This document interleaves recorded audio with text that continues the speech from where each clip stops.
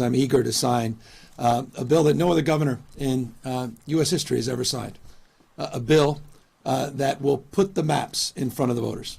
We'll be the first state in U.S. history to, in the most democratic way, submit to the people of our state the ability to determine their own maps.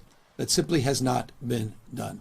But I want to first just briefly back up and pick up a little bit on what the Speaker and the Pro Tem said, and just remind everybody what they reminded you that need to be reminded, all of us again, of how we got here.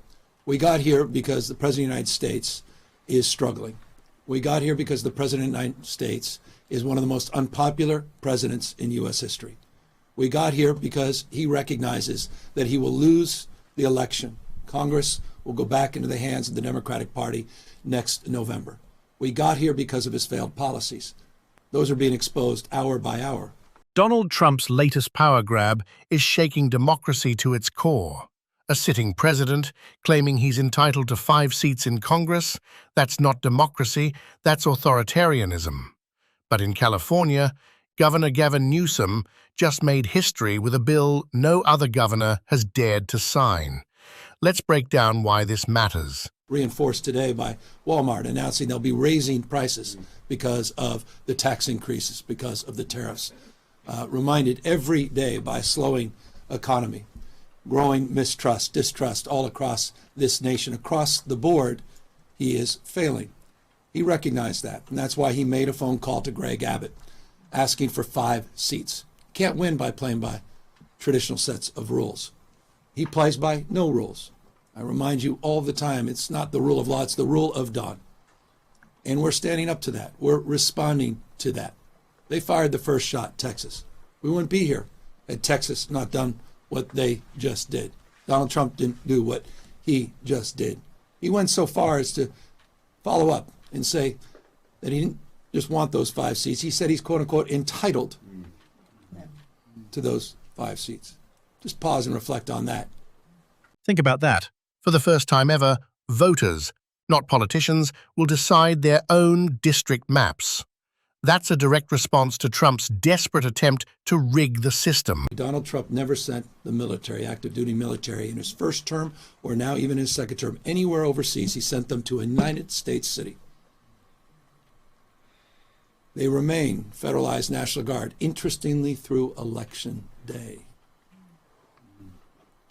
$175 billion in the bill that was just signed to reinforce the ranks of ICE, Homeland Security, for what is increasingly becoming self-evident to anyone with eyes wide open and any level of objectivity, a private army for Donald Trump,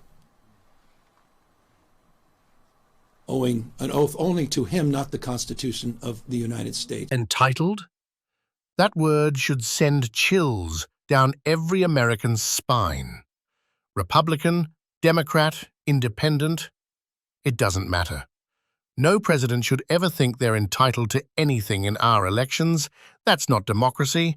That's the rule of Trump. You just heard from the Speaker that vote-in-mail ballots are being threatened by the President of the United States. 80% of Californians, no coincidence, 80% submitted their ballots in the last election, 86% in 2022, 88 in 2020. He's trying to rig the election. He's trying to set up the conditions where he can claim that the elections were not won fair and square. Open your eyes to what is going on in the United States of America in 2025. That's what this is about. We're responding what occurred in Texas. We're neutralizing what occurred, and we're giving the American people a fair chance.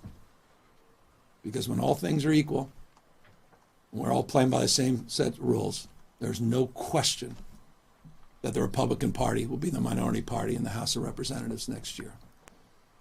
We'll be transitioning, and I'll close, from this process that has unfolded over the course of the last few weeks to the campaign. After I sign these 2 pieces of legislation establishing a special session and the maps Also, we'll be signing a proclamation on November 4th, the people of the state of California, in a transparent and, as Speaker and Pro Tem said, temporary and democratic way, will have the opportunity to determine their fate and our collective future. And I couldn't be more proud, again, of the extraordinary leaders that are standing up for the rule of law, are standing up for the principles and those enduring values of our founding fathers. Thank you for getting us to this point. We have a lot more work to do to get this done on November 4th. Let's be clear, Trump turned the National Guard into his personal army. Instead of protecting Americans, he used them to intimidate them. That's not national security, that's authoritarian control.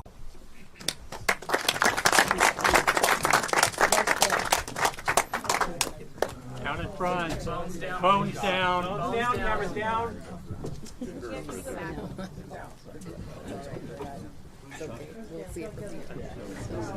Yeah, well, here we go. Everyone's trying to get over there.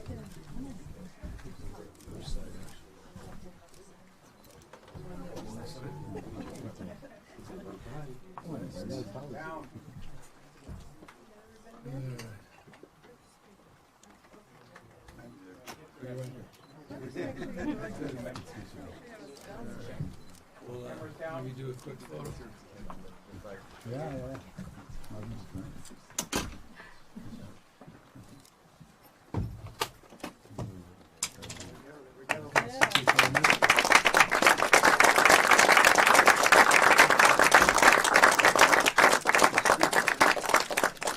Get the maps.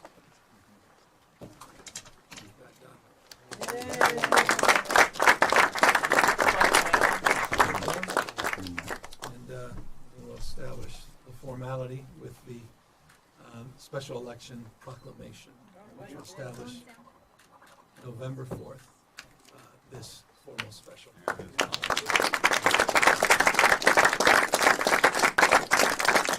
So here's the bottom line. Trump's playbook is simple.